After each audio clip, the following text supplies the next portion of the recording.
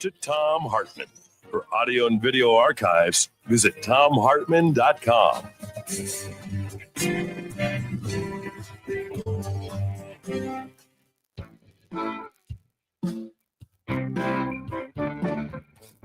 All right, folks, it is 2 o'clock on Thursday. It is 3 o'clock on Thursday, sorry.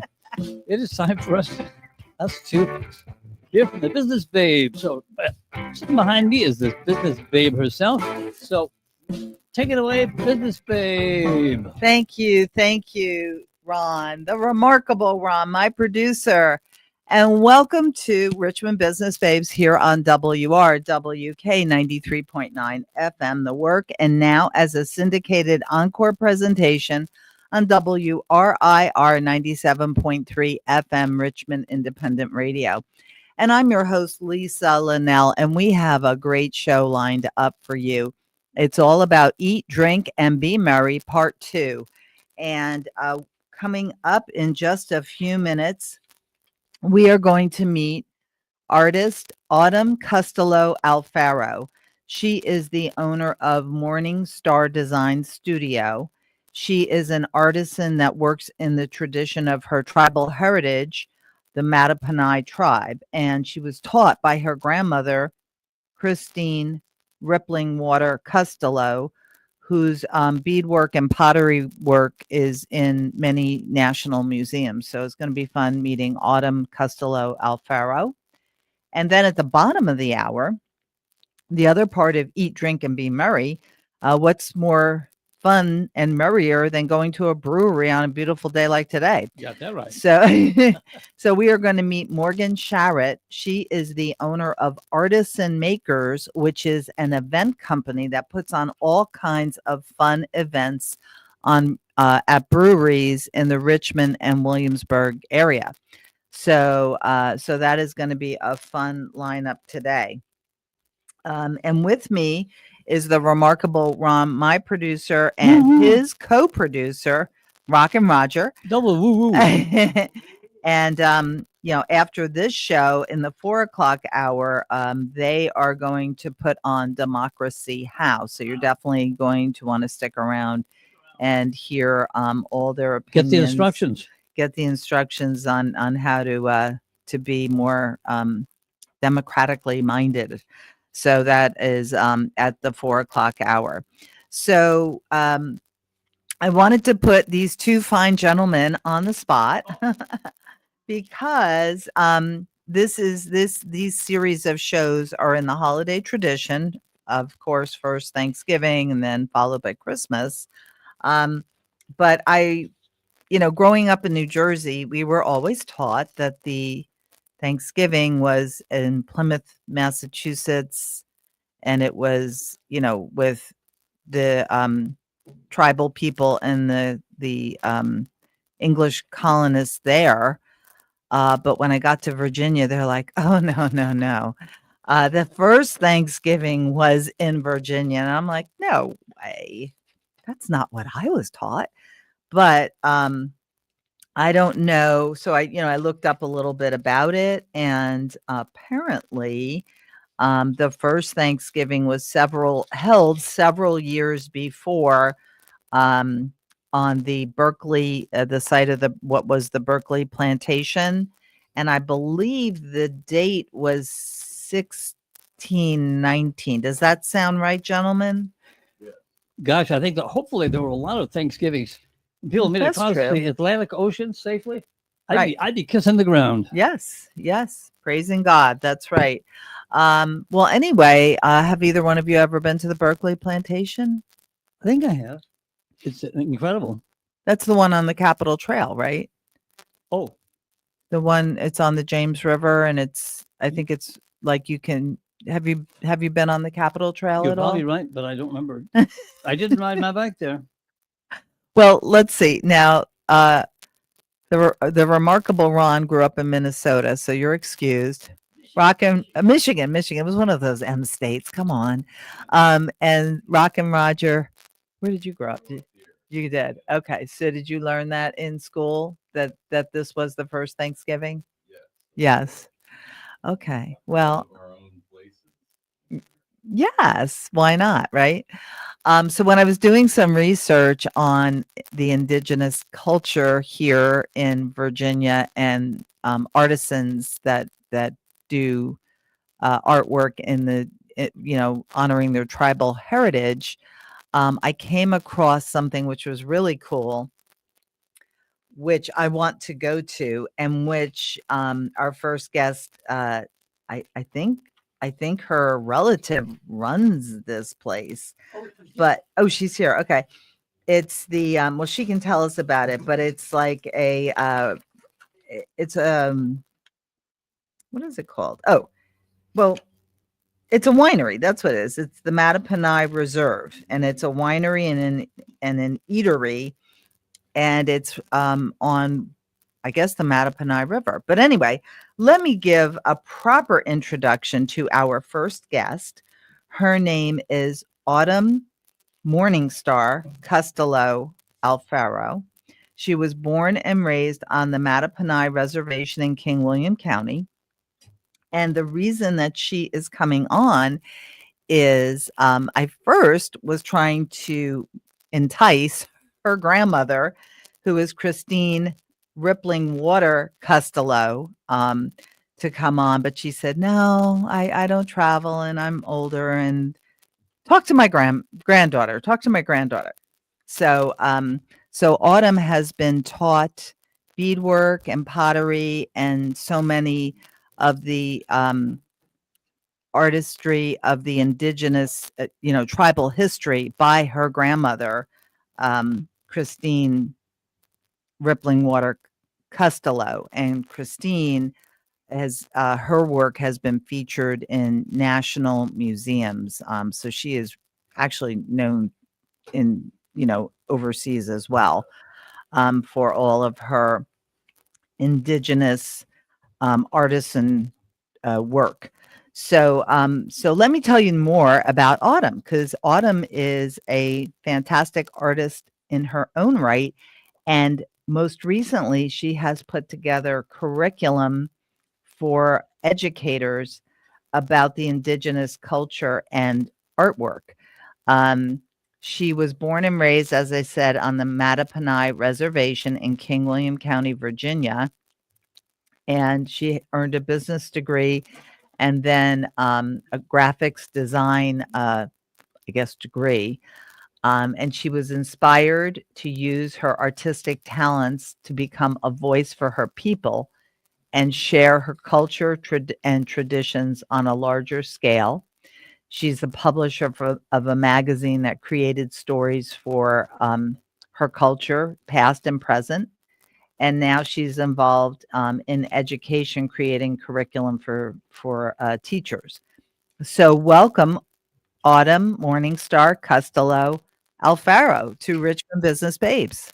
Hello, thank you. Yes, I am so happy that you're here. And your grandmother was such a delight when I talked to her on the phone. I mean, she's just so charming.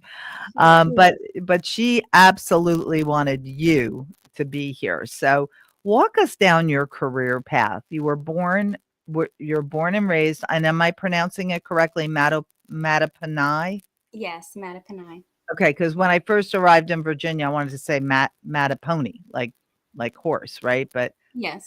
yeah, so I guess that's a common mistake, but it's Mattaponi Reservation. So walk us down your career path and where you are now. Okay. Well, it started once I went to college.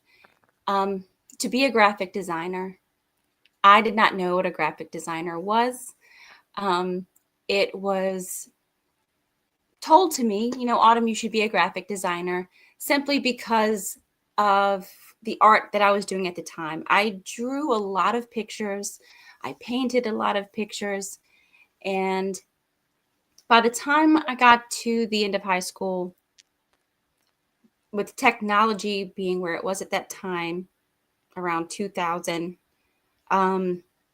it was just, oh, you should try this out. This makes good money. You might give that a try. And so I did it blindly. And I had to learn about it fresh once I got there. And that was in DC. I went to Roslyn for for college. And I was surrounded by other cultures for the first time and experienced a different type of life for the first time. I was very much out of my element. And that struck my heart in a way. It inspired me in a way. Um, all of my friends that I made at that time were so surprised because I didn't know anything about anything. I did not know how to drive in the city. I didn't know anything about parking meters. I barely knew how to turn the computers on that well to do the work. So the more my friends asked me questions about myself and wanting to know, well, where are you from? Wanting to know more about me, period. The more I shared and the more I got excited to share. I was quiet and at first, and I realized that I'm not here kind of by myself. There's not many of me out here. Not that the fact that there wasn't Indigenous people around me, but Virginia Indigenous people, not a lot of people there knew that we even existed. Uh-huh. And that inspired. That was the moment for me. That was your aha moment. To Yes, say, I I want to want share to this. share this. Yes, you want to share it. And then what was the next step? So this was college around 2000. Yes, by the time I made it to the Art Institute, it was about 2004. So in Okay. 2005, I explored, I went there for graphic design, but I entered a contest called Visually Wired, and I ended up making a short 10-minute documentary with some friends of mine, and it ended up winning 3 awards. Best of 2005 was one of them, and that blew my mind. I couldn't believe that was even happening to And me. what was the subject of the It documentary? was about the Mattaponi. I Okay. believe it was called Mattaponi, or Surviving Nation. Uh-huh. It's it was something small, but that led to my magazine. I wanted to keep going, so I started a magazine and started putting what I was learning about graphic design towards that and trying to tell the story of our people there. And um, after a couple of years, I set that aside and tried to find my path. And I went back home and I sat with my grandmother and got back into my beadwork. It was always a little side thing that I did. It was something that I did to pass time, but nothing I ever took on as what I was going to do to make consistent money. It was Mhm. my time to spend with her. It was what I did when I'm spending time with my family. Uh-huh. Um, Almost and I like reset knitting would myself. be or something like just kind of like knitting or, Yes, how people knit and watch TV or something like that. So just, yeah, the weather's nice. Let yeah, me get cozy and do some beadwork. right. Um, After a while, I ended up doing the basic graphic design stuff. And I did not find myself doing anything cultural. I was doing logos and business cards and banners, brochures. You were Just paying the bills. yeah, I'm doing normal business. Um, Graphic And were design. you still living in DC at that point, or had you come back to I've the come back home now, and Mhm. I made my way here. And um, even though I loved doing graphic design, I loved being creative. I reached a point where I started to miss it. Did not feel like I was like, I want to get back to that. And I wasn't sure how. And now I have kids, I'm married, and the beginning of their school life, preschool, kindergarten came around, and that's COVID. And I wasn't able to send them to school, and we're trying to figure things out. And I really wanted them to experience it's something special. So I shut down a part of my house and I turned it into a school. So when they walked into that room, it looked like a classroom. I had the school desk, the posters on the walls. I had a little library, set up the whole thing. That's good. And It's psychological switch, like a trigger to switch your yes, mindset to, well, I'm not just in my house goofing off and maybe reading a book because my mom's making me. It's like, well, yes, this is structured. This is serious.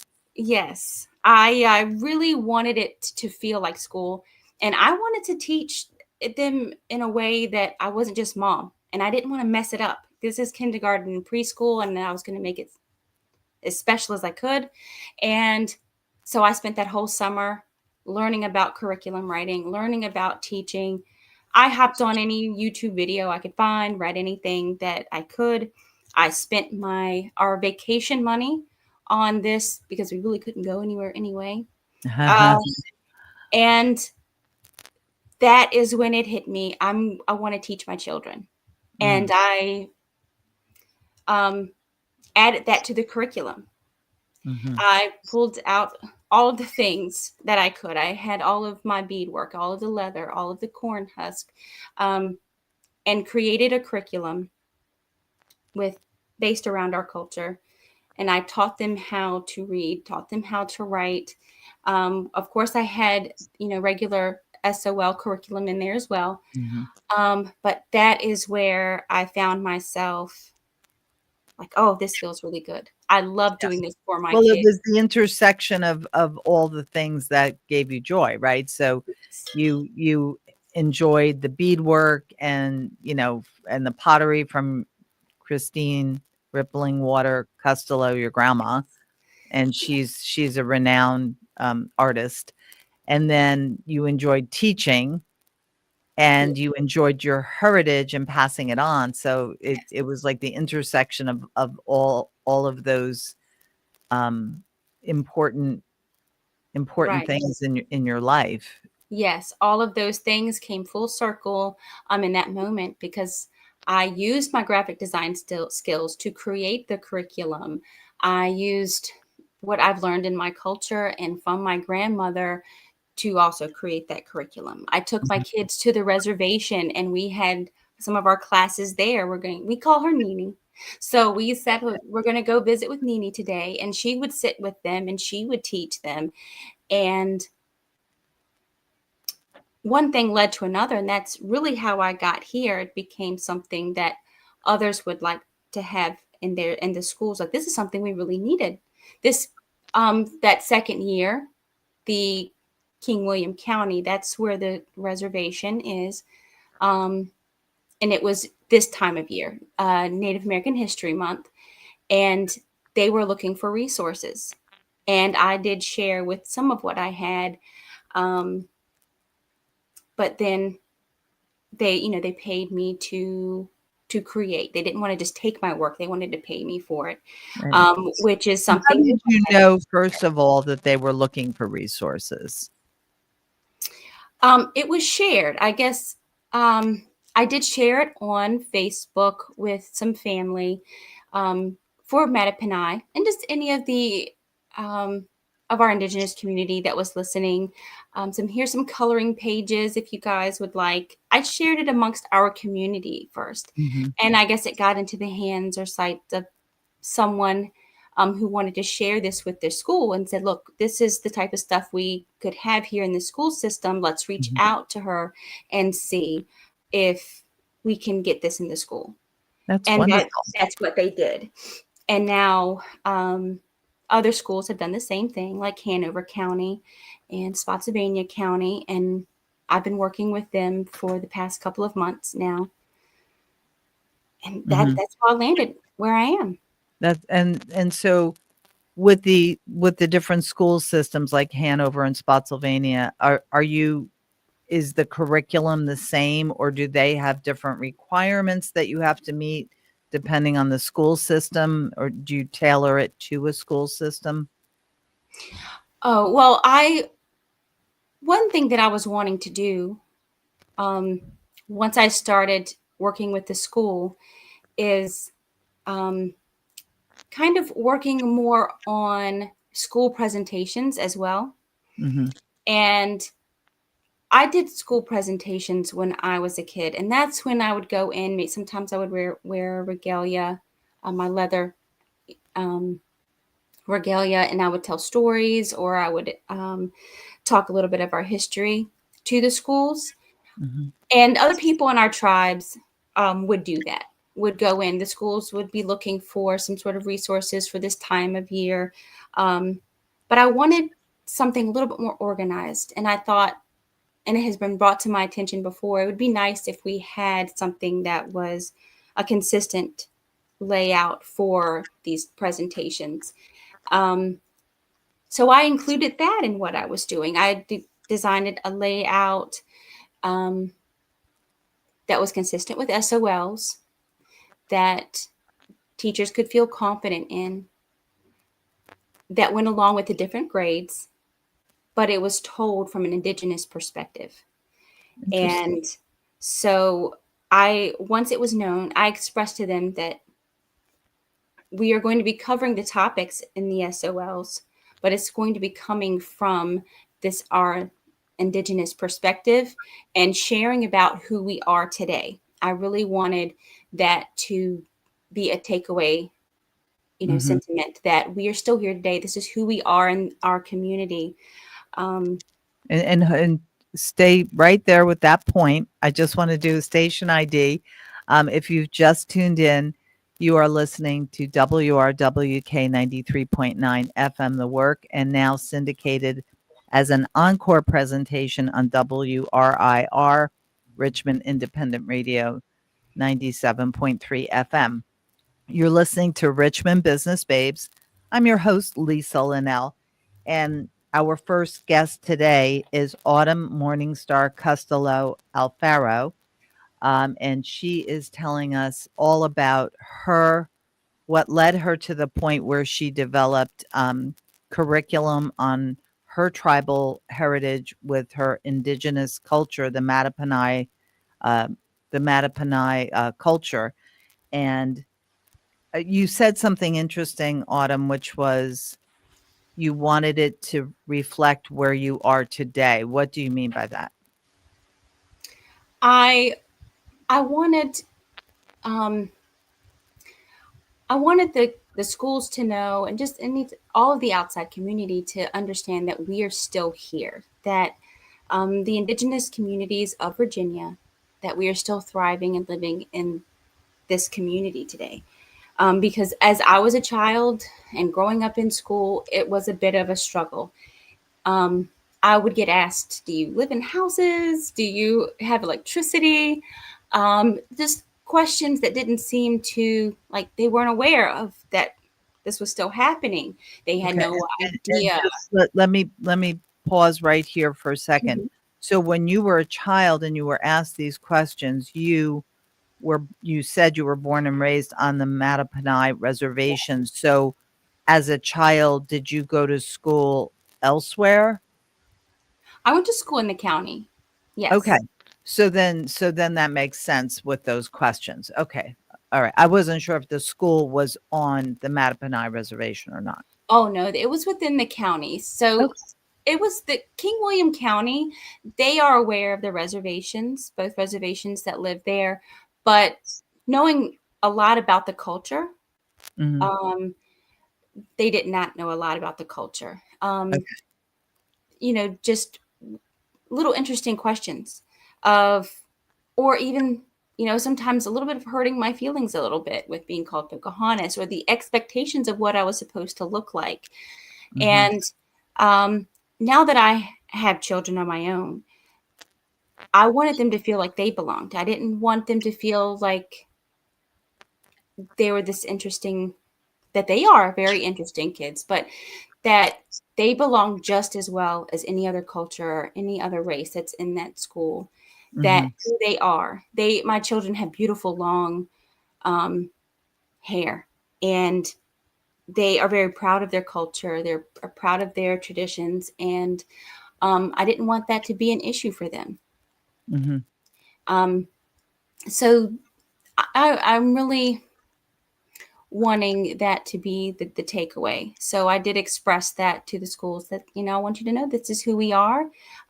These are the foods we're eating. These are the social, um, events that we're doing powwows and eating fry bread, and we are playing shinny, and we're getting together with our families, and just sharing pictures and photos so they can see that this is who we are. And that was part of the curriculum then. Yeah, it was. Yeah, the presentation that I would give.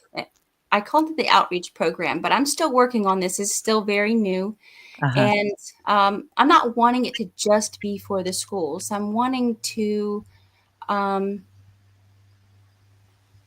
this to be for our whole community, for the whole Indigenous community, for us to learn from each other, Uh-huh. and have this not just for the Mattaponi, but to have this program help and be a part of the entire Indigenous community in Virginia, something that they can have for them as well. Well, you're off to a great start. I really commend you for like just even breaking into the school systems the way you did, because I would imagine that, to be in a sense, you're, I guess, a contractor, right? Where you're providing curriculum and then also presentations. So I would imagine that, because you do have to meet the SOL standards and everything, that's really wonderful that you kind of crack through that,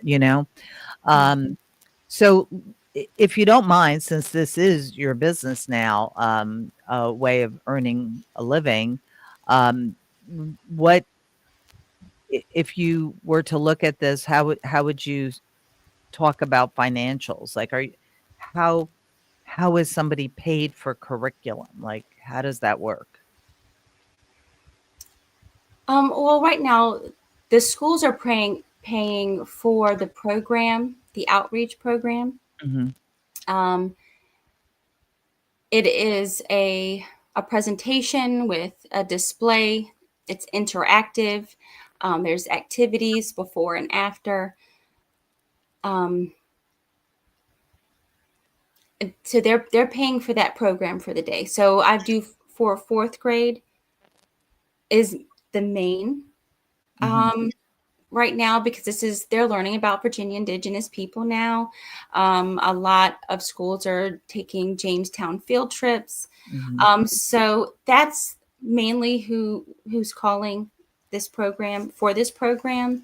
So the schools have either gotten grants to pay for it for the year or for this season, or individual schools are paying for the program and then scheduling it with me.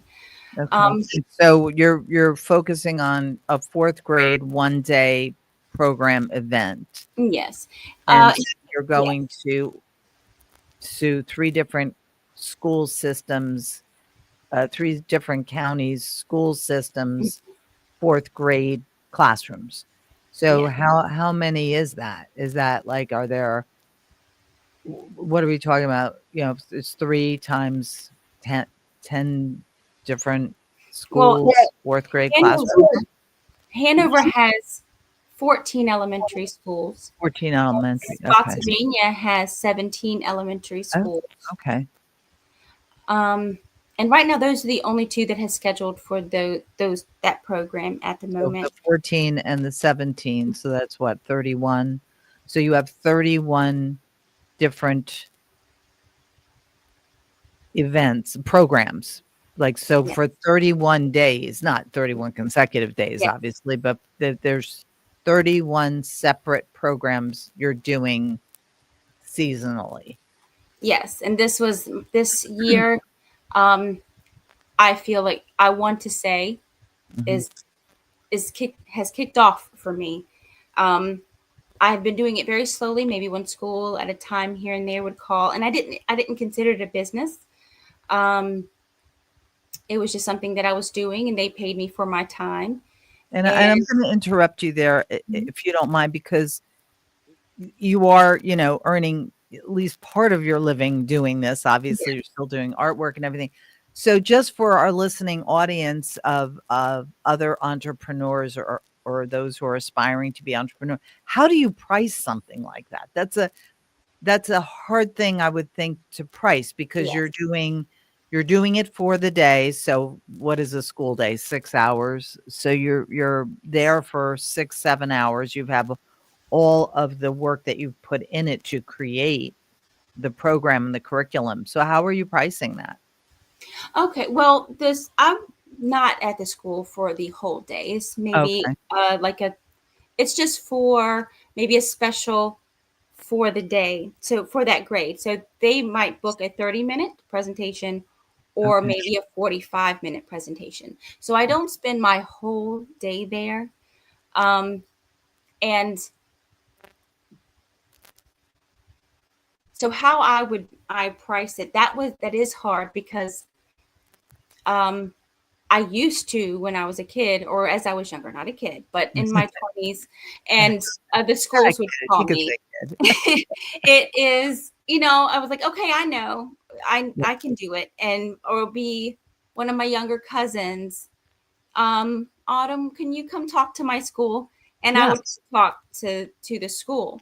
But Yeah. because now that I'm an adult and I'm taking my time and I'm really putting together this program, it is taking up my time. And a lot of our presenters, I'm not the only one. We have other Yeah. presenters in other tribes that get called to do these things, and they do deserve to get paid for their time. Sure. So all I've done was taken the time to organize something. So they are getting information that is accurate as it could possibly get. I have reached out to different resources within our tribe, historians, other teachers, other educators to help put this program together. And so to make sure that it is worthy of, and it is everything that I am dreaming it to be. Yes. And so when it comes to deciding on how you price things, you got to put a value on your knowledge, on your gift of knowing that that's your worth, and to not back down from it. Now, it was hard for me to decide on a price for that, and that's something I'm also still working out because the schools asking for this actually started really happening this year. I'm very busy with it Good this for year. you. 31 schools, and I have help. I have um, 3 other people helping me at the moment that are really close to my heart, and they spent the time with me, and they have learned a lot and worked on their presentations, and so they're helping me cover most Hanover County, Uh-huh. and we're getting it done. And once I'm done with these 2 schools, I'm actually going to take a time to sit and look at what went right, what went wrong, and see how I can help this continue to grow, how I can get the other tribes involved, Uh-huh. and I'd get a better idea about how to make this work better throughout the rest of the year and next year. I So think it's fantastic. Have you gotten a lot of feedback from the educators?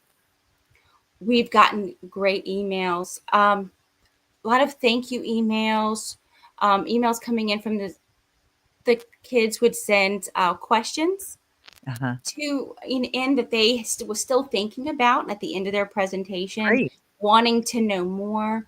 Uh-huh. So I would take those in and I'd reach out to other tribal members that might know the answers, sent the questions back, and the kids seem to be really excited. The teachers are saying thank you. They're looking forward to having the program again next year.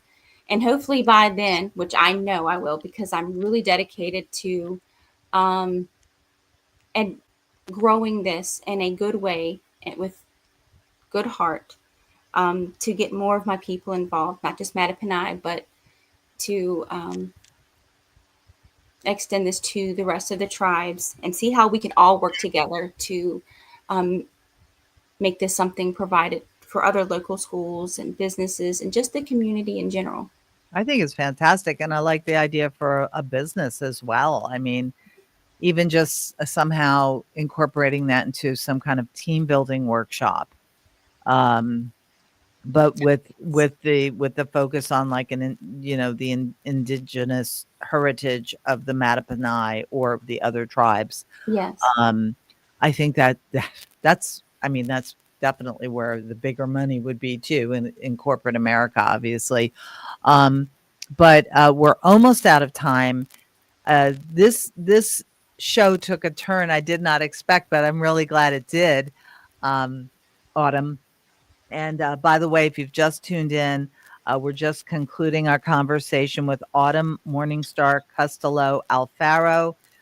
She was born and raised on the Mattaponi Reservation, and she is an artist in her own right, having learned from her grandmother, which is Christine Ripplingwater Costello. And by the way, is your grandmother's artwork in the Smithsonian? I know it's in DC museums.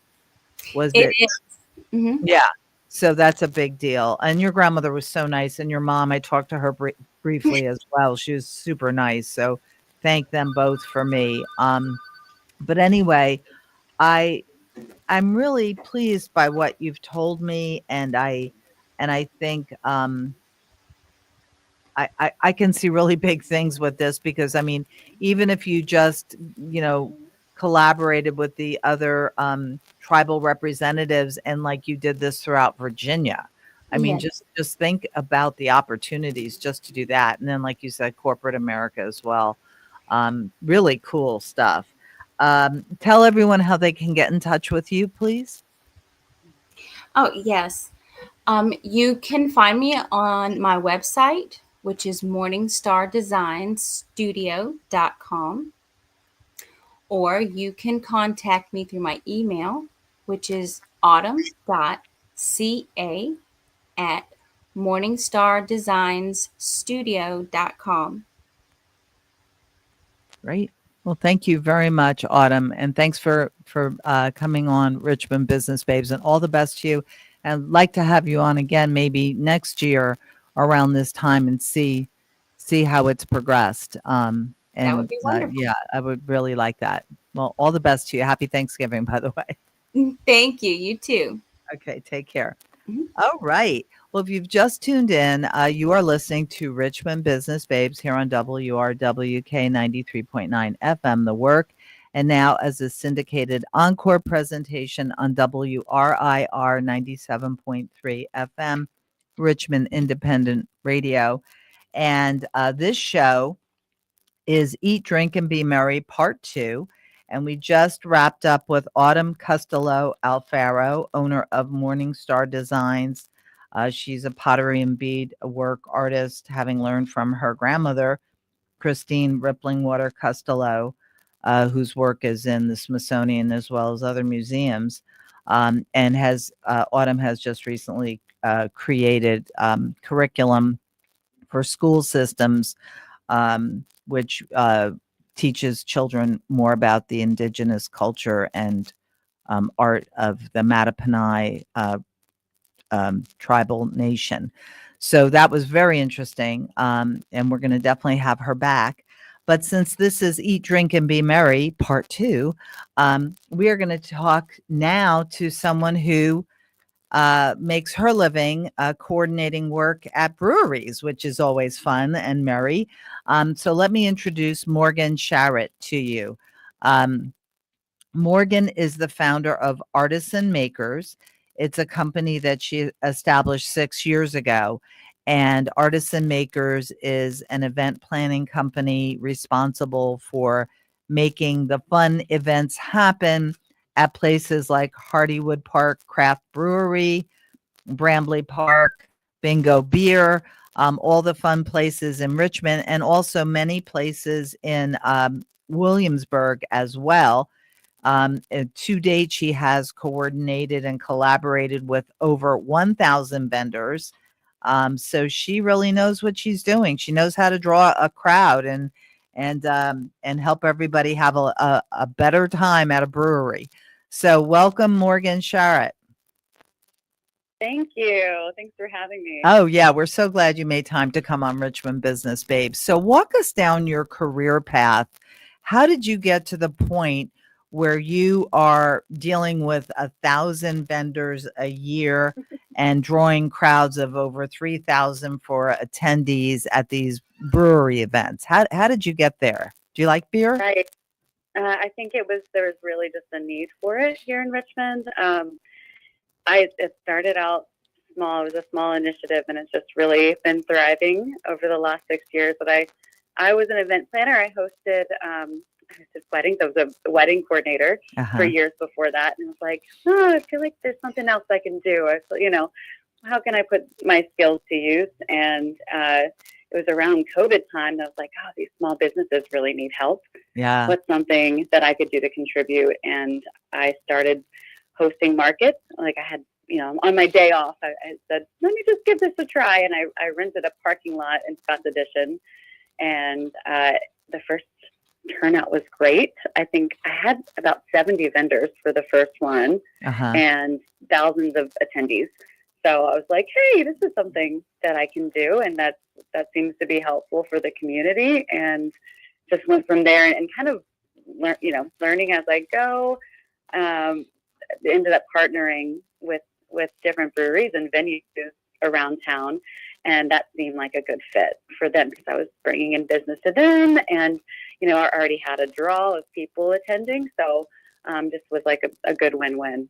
Absolutely. And you make it sound so easy. And I know, those first couple events were probably, very much a learning curve as well. So when you rented the parking lot in Scott's Addition, this is while you were still working as a wedding planner, correct? Yes. Okay. Correct. I was working at the Hilton in Short Pump, planning all their social events and other weddings and social events. Okay. And so when COVID hit, obviously the wedding industry grinded to a halt. And now you're having ceremonies and events with 10 or 15 people and no band and no dancing and no nothing. Right. So, and it's outside. And like you said, I remember my daughter's good friend got married at the height of COVID, and it was in the church parking lot, and their wedding pictures, everybody had masks on, and she rented a food truck, and it was very limited guests, but it was what it was. So okay, so if you were an event planner in the Hilton in Short Pump and then COVID hit, obviously your own work schedule was greatly diminished. Is that correct? Yeah. Yes. I mean, about that time, I had started it a little before COVID.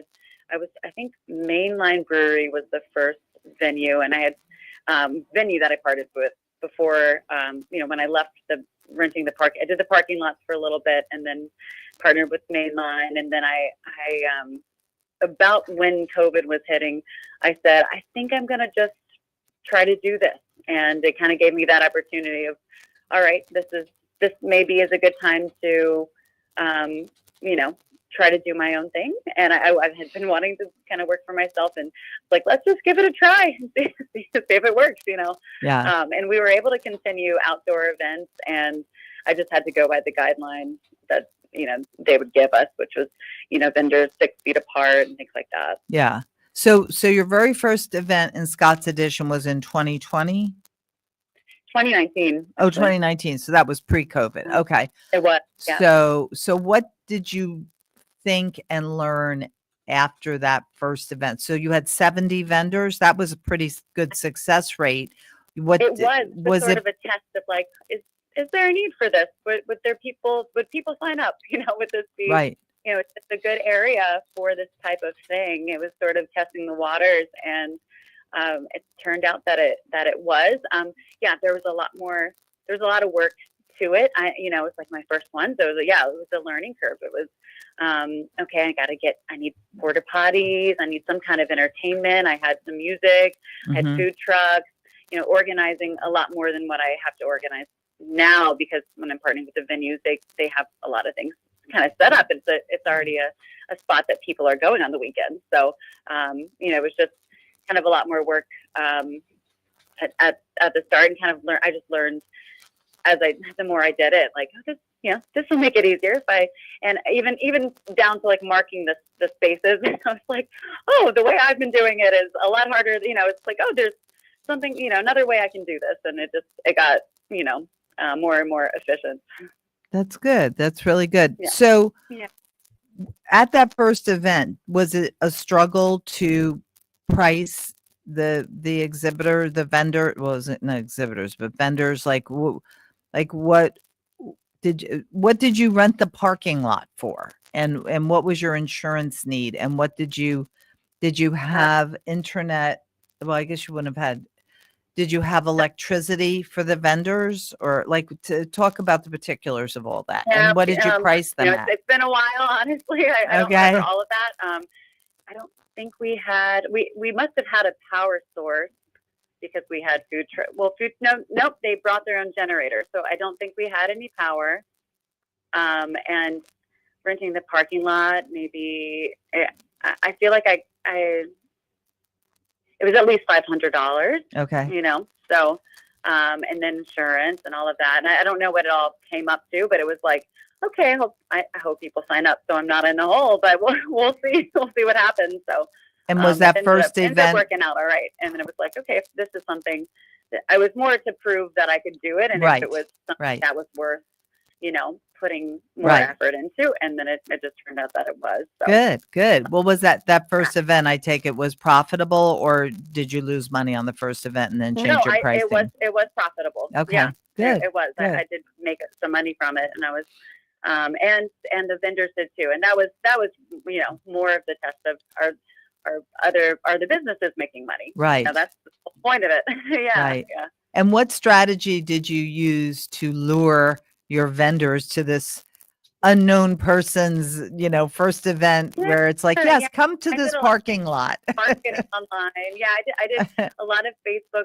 ads and social media stuff. Instagram. I used, and I also did flyers. I put flyers all around town and lots of big signage that I handmade, and things like that. So just to push it, Yeah. leading up to the. So I think, those ended up paying off, and the word got out. So And yeah. Morgan Sharrett of Artists and Makers, I just want to say that it must have been an exhilarating feeling when that first event was over in Scott's Edition and it was a success. How did you feel? Oh, absolutely. Yeah. No, it was great. No, I felt like, oh, this is something, one, that I can do, and two, that is, profitable and a contribution to the community. It was like, oh, this is a good thing. Let's see And if I it's- can do another one. And it's fun and happy, right? You're bringing people Yeah. together and it's, you're making money, they're making money. The attendees are having fun. It's like win-win-win, right? Yes, absolutely. I would say my passion is bringing, the community together and supporting these small businesses. Good. Yeah. Very good. Yeah. Well, flash forward to today. How many events on an annual basis do you do? And is it more focused in Richmond versus Williamsburg, or the vice versa? More focused in Richmond. I just actually only have one venue at the moment, but we do quite a few events, pretty much monthly events at a brewery called Billsburg Brewery, which is right by the Jamestown settlement. But I'm primarily Richmond. I've got, I believe, 8 venues in Richmond at the moment. So we do over 100 events a year, and that's counting ones that are weekly. I've got Brandley Park that's every single Sunday. Oh, So okay. Counting that, it's over 100 a year. So it's cool to see how it's grown. Yeah. And do you have full-time staff, part-time staff, or contractors? Yeah, staff. I've got day of coordinators that I train that are there because I just can't be at every one of them, and sometimes we have multiples on the same day. So I've got coordinators that are there in different venues. Excellent. And let me just do a station ID. So if you've just tuned in, you're listening to Richmond Business Babes here on WRWK 93.9 FM The Work, and also now syndicated as an encore presentation on WRIR Richmond Independent Radio 97.3 FM. And we're talking to Morgan Sharrett You may not know her personally, but you're probably going to thank her after we get off this show, because she's the one who's helped you have fun on a weekend, on a Saturday or Sunday. If you've gone to one of the breweries such as Brambley Park, Hardywood Park Craft Brewery, Mainline Brewery, Bingo Beer, Strange Ways, Zorch Pizza, and more in Richmond. And I just read an article on Richmond Biz Sense, the newsletter, and it was saying that one of the breweries was going to be sold. Did you hear about that? I did. I did. I heard about Strange Ways. Yeah. Yeah. So that's actually not the location where we host. Okay. It's I believe the Derby location, but we host events at the Lee Street. Oh, okay. We've got events coming up this weekend actually, and in December. Yeah. So, do you ever look at what you're doing and kind of get confused? Like, like there's just so much going on that you're coordinating and logistics. Yeah, and it's a lot to keep straight. It's a lot of kind of juggling, but somehow I manage it. I don't know. As long as I kind of like to focus one thing at a time, and I've got my process with it of like, okay, when I create an event, I do all of these things to get it going, and then I'm focusing on, what I need to do leading up to each one, and kind of have prioritized that way. Okay. And so when you have so many different venues for these events, so many different breweries primarily, do they, in the beginning, did you seek them out? It sounded like you did, but now I'm wondering, are they seeking you out, or how's that all working? They are. Yeah. It's for the last couple of years, actually. It's been, they've been kind of coming to me because they say, oh, we see that you're doing this, these markets. I think the last 4 or 5 venues have come to me and said, we want to try it at our venue. Can we see, and I'll go and I'll meet with them and I'll look at the space and I'll say, let's give it a go and see how it goes. And sometimes it doesn't work out, but when it does, it's great. And so, yes, absolutely. When I started, I was approaching venues and saying, hey, do you want to try this? I think we have something here, and had to build those relationships from the start. Yeah. And I'm sure that you have some key vendors that have been with you from the beginning, from the Scott's Edition parking lot days that now, they're trusted vendors that they're just a given. Absolutely. And can you name some of them? Oh gosh, there's so many. It's hard to just list one. Okay, well that's okay. You know what? After the show's over, you'll probably have them all pop in your head. But that's sure. That's the way life is, right? But no worries. But when you set up an event, and primarily at the breweries, is there like a ratio mix of like, okay, I want to have X number of food trucks. For the vendors who are selling things, I want to have 3 that sell primarily clothing, some that sell primarily jewelry. Like, is there this sort of magic, ratio that you kind of in your head, or not really? Yeah, when I'm curating, when I'm curating, it really depends on the venue.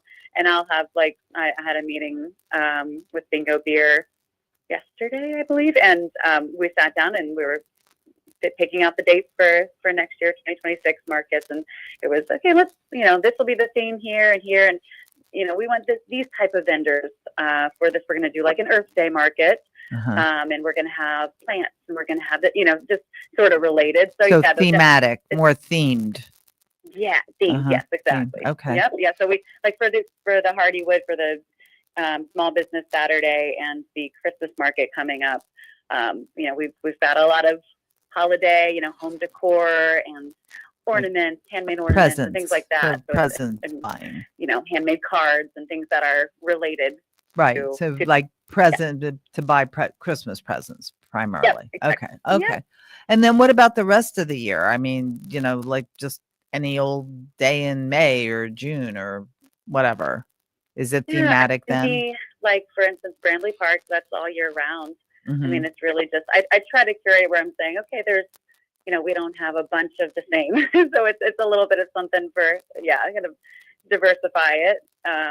So people can shop for different types of items. Okay. Because I know that's no fun if you're a vendor showing up and you're like, it's just me and a bunch of other people selling what I sell. And so it's going to be difficult for all of us. So I try to look out for that. Absolutely. Right.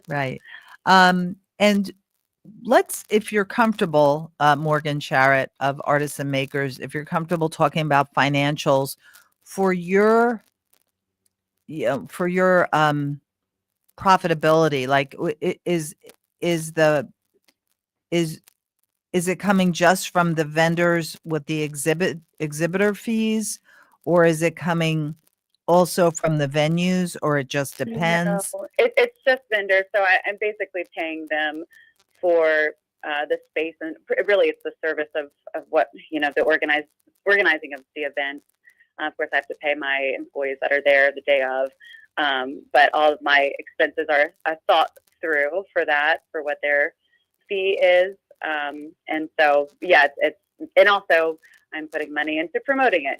I've got it blasted out on all the calendars and everything. Right. So, that's part of it. So that basically it's just making money from, a fee for the vendors. I don't take anything, a percentage of sales or anything like that. I know some events do that. Okay. I was wondering if you did, because if they had a killer day simply because there was such a huge turnout, Yeah, I mean, sometimes you think, maybe that would be the way to go. I'd be making more money that way, but it's okay. I mean, I want them to have a great day, and I want them to just continue to come back and sign up, for more markets. So, and it's a win-win. Okay. If they have a great day, yeah. And with your vendors, are different venues, brewery venues, priced differently for the vendors, like knowing that maybe the attendance at one brewery would be greater or lesser, so then the vendors exhibitor fee is priced accordingly? It is correct. Yeah. So if it's a smaller venue or if it's a newer venue, I'll start out at like $50, but it's for these holiday markets coming up. The vendor fee was $100 for Hardywood. Yeah. But it gets a much bigger turnout. I think that's very reasonable. 100 how many attendees do you typically anticipate if you're charging 100? I know the Christmas market has over 8,000 that have RSVP'd and attending that That's event. fantastic. I would think some of your vendors sell out. They do. They do. And that's always like the most rewarding thing to hear from vendors is, I had the best day I've ever had. Oh man, selling at any market at yours, and I'm like, yay, that's great. Yeah, I love hearing that. So I've heard that from a lot of vendors. So when it's a spot like that, I think it's very likely they could sell out. Yeah. Well, I think 100 is quite reasonable for 8,000 attendees. I mean, that's great. So Morgan Sharrett, owner, founder of Artisan Makers Events. It's an event company. Is that how you label yourself? Yeah. Okay. Yeah. Looking back at your career so far, was there an aha moment that you would want to share with someone who maybe wants to follow in your footsteps and do something similar? An aha moment of either, wow, that was the smartest decision I made, and that just boosted me in the stratosphere of the sales, or opposite, wow, was that stupid? So, I've had both of those moments. Okay, well, tell us about them. Do tell. Yeah, I would say anyone wanting to start out or do something similar, it's hard to just take that first risk of like, ooh, is this going to work? I mean, I was butterflies in my stomach. I remember just being very nervous, like this could go poorly. I mean, the very first one, it's like, and I had that many vendors. It's like, I really wanted them to do well. I wanted people to show up. The worst case scenario, nobody shows. Right. And it rains and they're mad. Right.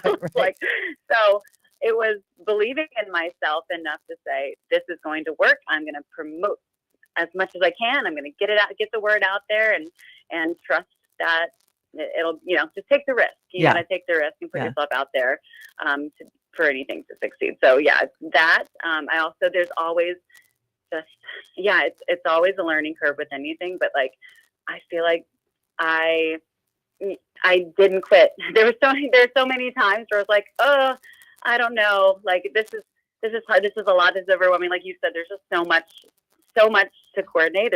I mean, now that it's growing and growing, I'm like, oh, I don't know. Do I want to do this? But I think just, I'm so glad I never quit when things came up, when, things got rocky. It was like, okay, I'm just going to get through it. Just keep going, just keep pushing. Or when a venue didn't work out, Yeah. like, we tried it, this didn't work out. Yeah. It wasn't good for everybody. Let's move on. Right. Right. Keep moving forward. Yeah. Excellent. Excellent. That's great advice. Well, tell everyone how they can get in touch with you and what events you've got coming up this weekend, because it's going to be beautiful weather.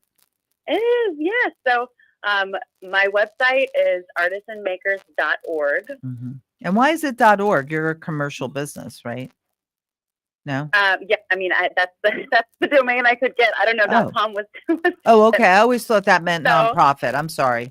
Oh, that's no. Yeah, No, okay. It's .org for the Okay. website. So artisanmakers.org, and then the Instagram is artisanmakersVA. Okay. So you can that's what I post mostly on, but there's also a Facebook, which is Artisan Makers VA as well. Mhm. So this weekend we're at Strange Ways. We're doing a fall festival Saturday and Sunday, Nice. and this is the Strange Ways on Lee Street. Okay. So November 15th, 16th, we're having a fall fest. It's indoor and outdoor. We've got a few vendors outdoors as well. So it's going to be a beautiful day. I'm happy with Yeah. the weather. That's always a Right. gamble. Right. And that's something too that kind of makes us stand apart. If we have bad weather, like for instance, Scrambley Park, if a market's canceled, we keep that credit for the vendor, so the vendor can nobody does well on a poor weather day Right. when it's raining. Right. No one's coming out. So that's something I do. Good. For the vendors, they can keep that credit and vend at another event because we have so many. So Yeah. but the big one's coming up. Hardywood Small Business Saturday. That's the Saturday after Thanksgiving. That's always a big one. And then the Hardywood Christmas Market is on December 21st. Awesome. But we've got tons of them coming up. We've got December 7th, Sword's Pizza. We've got Bingo. That holiday market is December 13th and 14th. And then some holiday markets in December for Strange Ways, the 13th, 20th, and 21st. And then in January, you're going to go to Florida for a month, right? No, yeah. And then January comes, just gonna relax for a second. Well, Morgan Sharrett of Artisan Makers, thank you so much for coming on Richmond Business Babes. It's been a pleasure talking to you, and all the best with what you're doing. You're making life better for a lot of people. Thank you. Well, thank you for having me. You take care now. You too. Bye-bye. Bye. All right. That was our guest today, Morgan Sharrett, Richmond event extravaganza guru of Artisan Makers. And you've been listening to Richmond Business Babes here on WRWK 93.9 FM, and also syndicated as an encore presentation, WRIR, Richmond Independent Radio. Thank you for listening. And now coming up next is Democracy How, with the remarkable Ron, my producer, and his co-producer, the Rockin' Roger. So take Rockin' it away. Roger, all right. Wave goodbye to your audience out there in Radio Land. Bye-bye, folks.